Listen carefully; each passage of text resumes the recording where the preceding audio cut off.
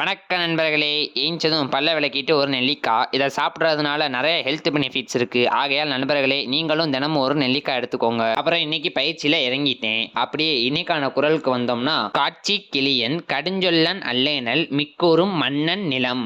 என்ன சொல்ல வராங்கன்னா, ஒரு தலைவன் ரொம்ப எளியவனாகவும் கடுமையான சொற்கள் பேசாதவராகவும் இருந்தா அந்த தலைவனை உலகமே புகழும்னு இந்த குரல்ல சொல்றாங்க. ஓட்ஸ் குழுக்களை குடிச்சிட்டு காலேஜுக்கு கிளம்பிட்டேன். காலேஜுக்கு போறப்போ கிளைமேட் காஞ்சனா படத்துல வர மாதிரியே ரொம்ப கொடூரமா இருந்துச்சு. அப்புறம் காலேஜுக்கு வந்துட்டு மச்சான் மற்றும் சக நண்பர்களோட டீயை போட்டு கிளாஸுக்கு வந்துட்டேன். நம்ம சிங்கத்துக்கு கேமரா பார்த்தாலே ஒரே வெக்கம் தான். அப்புறம் மதியானம் சாப்பிட்டு சாயங்காலம் போல வீட்டுக்கு ஜூட் ஆயிட்டேன். வீட்டுக்கு வரப்போ சித்தி ஹாஸ்பிட்டல் வரையும் போகணும்னு துணைக்கு கூப்பிட்டாங்க. அதனால அவங்க கூட ஹாஸ்பிட்டல் வந்துட்டேன். இப்ப புரியுது எதுக்கு நம்மளை ஹாஸ்பிட்டல் கூப்பிட்டாங்கன்னு.